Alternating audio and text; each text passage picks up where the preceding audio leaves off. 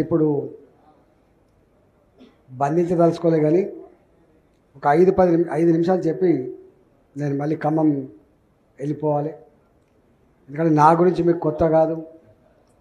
నా ఉపన్యాసాలు విని ఉన్నారు మీరు. నాది 3 నిమిషాల నుంచి మొదలుపెట్టి 3 గంటల వరకు ఉన్న ఉపన్యాసాలు ఉన్నాయి. మొన్న ఫస్ట్ టైం పార్లమెంట్లో కూడా టక్కన అవకాశం అంతా మళ్ళీ 10 నిమిషాలు మాట్లాడొచ్చాను. మొన్న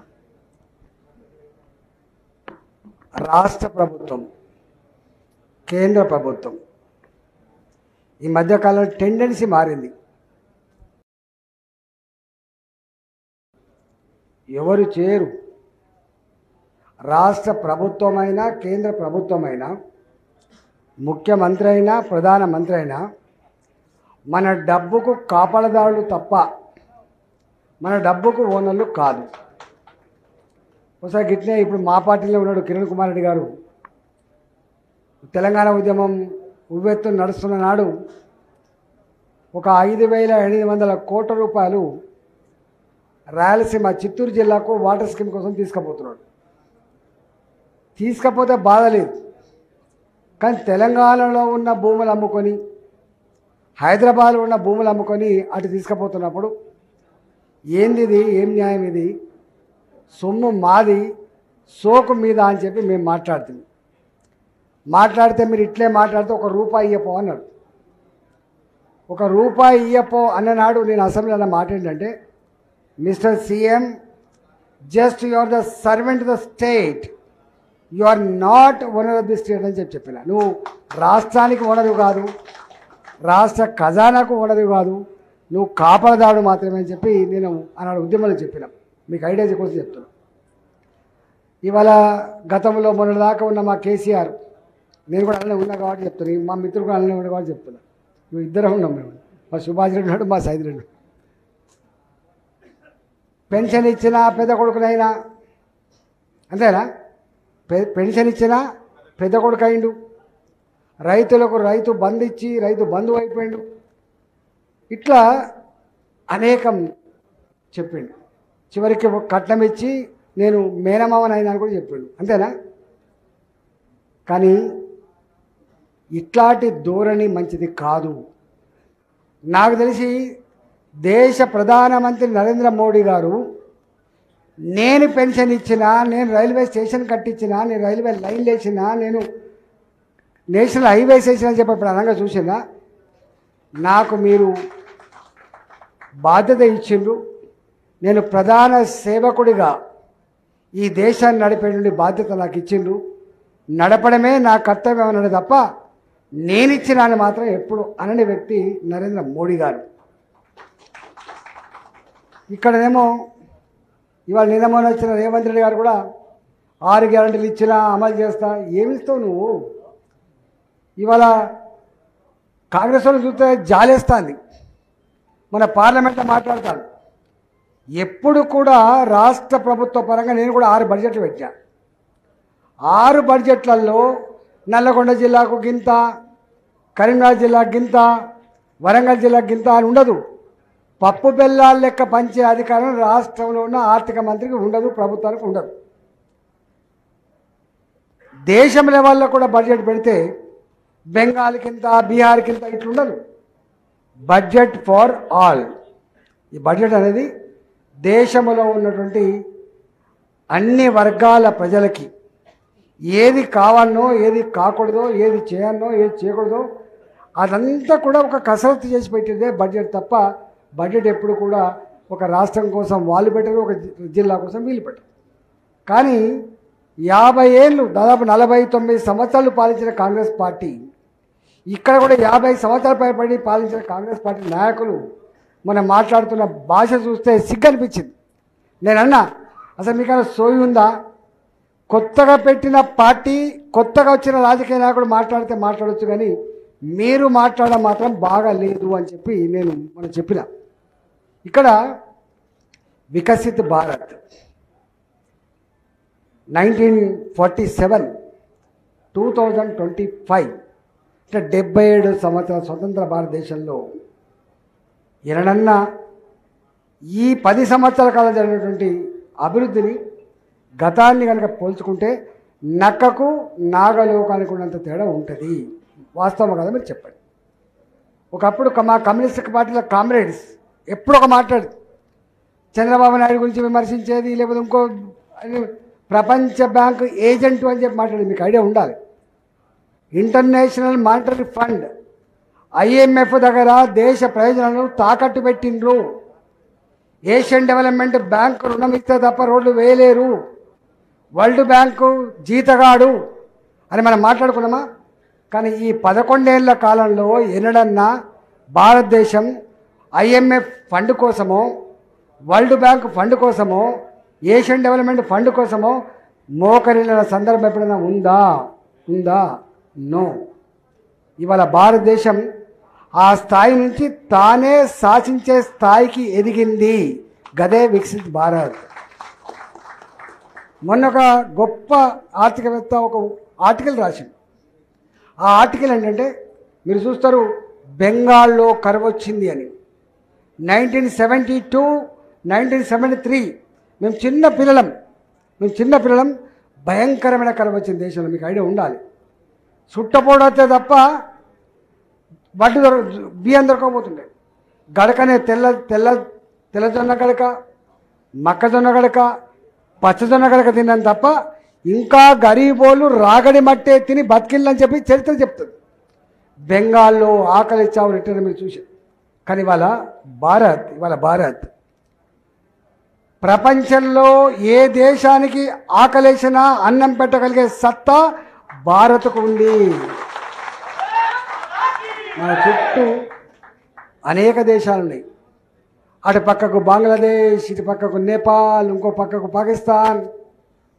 మనం చూసినాం, బ్రెడ్ దొరకలేదట, గోధుమ పిండి కూడా దొరకలేదట, గోధుమలు దొరకలేవట, కిలో 100 రూపాయలట, కిలో 150 రూపాయలట అన్నమాట. వాస్తవమా కాదా? కానీ ఈ దేశంలో కరోనా వచ్చిన తర్వాత 80 కోట్ల ప్రజానికానికి మా ప్రజలకు 5 కిలోల చొప్పున బియ్యం ఇచ్చి ఆకలి తీర్చాలని చెప్పి అన్నం పెడుతున్న దేశం భారతదేశం. వల్ల అంతేకాదు, ఆయన చెప్పిన మాట ఏంటంటే, ప్రపంచంలో ఏ దేశానికి ఆకలేసిన అన్నం పెట్టగలిగే సత్తా సంతరించుకున్నది, కానీ భారతదేశానికి ఆయన ఆపదత్తే అన్నం పెట్టగలిగే సత్తా ప్రపంచంలో ఏ దేశాలు లేదనే విషయం ఇవాళ వాళ్ళు రాశారు. మీరు ఈ మధ్య చూస్తున్నారు. టైం ఎంత అవుతుందే, వేస్తూనే ఉండగలరు. ఇది బాగు, ఇంకొక 5 నిమిషాలు మాట్లాడతారు. ఈ మధ్య మీరు చూస్తున్నారా, గ్రామాలలో పెరిగే చెట్లు, పారే మురికి కాలువలు, మీరు నడిచే సిమెంట్ రోడ్లు, తడి చెత్త పొడి చెత్త అని చెప్పుకునేటువంటి షెడ్లు, గ్రామ సచివాలయాలు, అంగన్వాడీ కేంద్రాలు, చౌరస్తాలో వెలిగేటువంటి బల్బులు, చివరికి చనిపోతే పెట్టే శ్మశాన వాటికలు, ఇవన్నీ కేంద్ర ప్రభుత్వం ద్వారా వచ్చే డబ్బులు తప్ప రాష్ట్ర ప్రభుత్వం 5 పైసలు లేదు. చివరికి ఇంకో విషయం తెలుసా, గ్రామ పంచాయతీలలో, మున్సిపాలిటీలలో పనిచేసే సఫాయి కార్మికులకు కూడా ఇవాళ కేంద్రం ద్వారా వచ్చేటువంటి 15th ఫైనాన్స్ కమిషన్ నిధులు రాకపోతే జీతాలు ఇవ్వలేని పరిస్థితులు అన్నమాట. వాస్తవం కదా? మీరు ఒకసారి చెప్పండి. ఏంది వికసిత్ భారత్? మీరు ఎప్పుడన్నా మీరు ఎక్కువ హైదరాబాద్కి వస్తూనే ఉంటారు, ఎందుకంటే నల్లగొండలకు ఎక్కువ హైదరాబాద్కి వస్తారు. చెర్లపల్లి రైల్వే స్టేషన్ పోయి చూడండి, ఏంటిది వికసిత్ భారత్ అంటే. మనకు Kacheguda railway station, Nampally railway station, Secunderabad railway station ఎప్పుడో నిజాం కాలం నాడు కట్టిన రైల్వే స్టేషన్లు అవి. ప్రతి సంవత్సరం 50 లక్షలు, కోటి రూపాయలు పెట్టి ఆ నల్లాలు ఇరిగిపోతే నల్లాలు పెట్టుడు, టాయిలెట్ బాగాలిపోతే టాయిలెట్ చేసుడు, సున్నమేసు తప్ప ఏమన్నా ఇవి ఇప్పటి అవసరాలకు అనుగుణంగా, అప్పటి అవసరాలకు అనుగుణంగా స్టేషన్లు కానీ ఇప్పటి అవసరాలకు అనుగుణంగా కట్టిండ్రా. స్టేషన్లకు పోవాలంటే ఇట్లా మూసుకొని పోవాలి, ముక్కు మూసుకొని పోవాలి. మీరు ఎప్పుడన్నా పోయి మీరు చెర్లపల్లి రైల్వే స్టేషన్ చూడండి. మీ దగ్గర ఏంటిది, మన ఎయిర్పోర్ట్, శంషాబాద్ ఎయిర్పోర్ట్ ఎట్లా ఉందో ఇవాళ చెర్లపల్లి రైల్వే స్టేషన్ కూడా కట్టే ఉన్నది. 420 కోట్లు, 750 కోట్లు సికింద్రాబాద్ రైల్వే స్టేషన్, 450 కోట్లు కాచిగూడ రైల్వే స్టేషన్, 350 కోట్ల రూపాయలు ఇవాళ Nampally railway station. Just railways గురించి చెప్తున్నా. మీరు ఎన్ని రోడ్లు ఉన్నాయి ఇక్కడ? ఖమ్మం పోవడానికి 2 రోడ్లు ఉన్నాయి కావచ్చు. National highways, Nalgonda Miryalaguda highway కావచ్చు, ఇవాళ గట్టకపోయే ఖమ్మం హైవే కావచ్చు, ఇంకోటి కావచ్చు. అసలు నక్కకు నాగలోకానికి ఉన్నంత తేడా ఉన్నమాట వాస్తవమా కాదా? 1947 to 2014 ఎన్ని వేల కిలోమీటర్ల నేషనల్ హైవేస్ ఉన్నాయో ఈ 10 సంవత్సరాల కాలంలో అంతకంటే ఇంకో 10,000 నేషనల్ హైవేస్ ఎక్కువ నిర్మించుకున్నటువంటి దేశం ఈ దేశం. అంతకుముందు 76 ఎయిర్పోర్ట్లు ఉండేవి, ఇవాళ 150 ఎయిర్పోర్ట్లు అయినాయి. 150 ఎయిర్పోర్ట్లు అయినాయి 10 yearsలో. ఇవాళ ఒకప్పుడు బడ్జెట్ 16 లక్షల కోట్లు ఉండే, ఇలా 50 లక్షల కోట్ల బడ్జెట్ పెట్టుకుంటాం, గుర్తుపెట్టుకోండి. ఇవాళ జనరల్గా అప్పు చేసి పప్పు కూడా తినదంటారు, అప్పు చేసి పప్పు కూడా తినదంటారు. తెచ్చిన అప్పు జీతభత్యాలు ఖర్చు పెడితే, తెచ్చిన అప్పు బియ్యం సబ్సిడీ కోసం ఖర్చు పెడితే, కరెంటు సబ్సిడీ కోసం ఖర్చు పెడితే ఆ దేశం బాగుపడదు. కానీ వాళ్ళ మీకు తెలుసా, చేసిన అప్పుకు అంటే ఎక్కువ అసెట్స్ క్రియేట్ చేసే దాంట్లో దానికి క్యాపిటల్ ఎక్స్పెండిచర్ అంటారు. మా ఆడిటర్ చెప్తుంది 2014 పూర్వం సంవత్సరానికి 2,50,000 కోట్లు, 2,80,000 కోట్లు క్యాపిటల్ ఎక్స్పెండిచర్ అసెట్ క్రియేట్స్ కోసం ఖర్చు పెడితే, ఇవాళ మోడీ గారు వచ్చిన తర్వాత 11,11,000 కోట్ల రూపాయల అసెట్ క్రియేషన్ కోసం క్యాపిటల్ ఎక్స్పెండిచర్ ఖర్చు పెట్టే పరిస్థితి వచ్చిందంటే ఎక్కడి నుంచి ఎక్కడికి వచ్చినా మనం ఒకసారి చూడండి, ఎక్కడి నుంచి ఎక్కడికి వచ్చినా ఒకసారి చూడండి.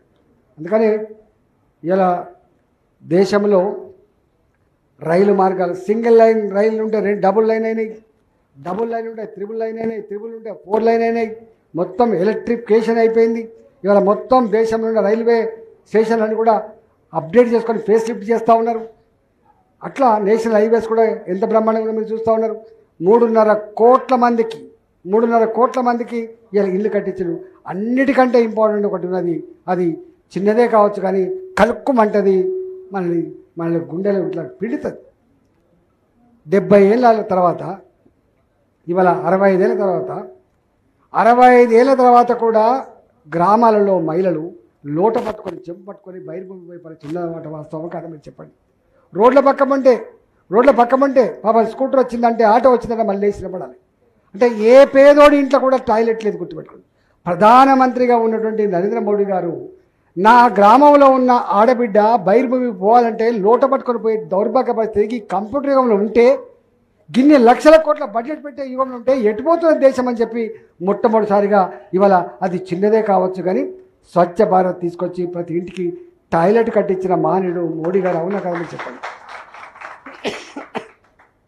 మనిషి గురించి, మనిషి జీవితం గురించి, పేదల గురించి ఎంత గొప్పగా ఆలోచిస్తున్నాం. ఎందుకంటే ఏం చెప్తాం. అందుకనే ఇవాళ ఏ రంగాన్ని చూసినా కూడా ఇవన్నీ ఒక ఎత్తు, ఇవన్నీ రోడ్లు వేసుకున్నాం, రైల్వే లైన్లు వేసుకున్నాం, ఇదైంది అదంతా ఒకటి. కానీ ఒకప్పుడు ఈ జిల్లాలలో మా కామ్రేడ్స్ ఎక్కువ ఉండేది, కమ్యూనిస్ట్ పార్టీ.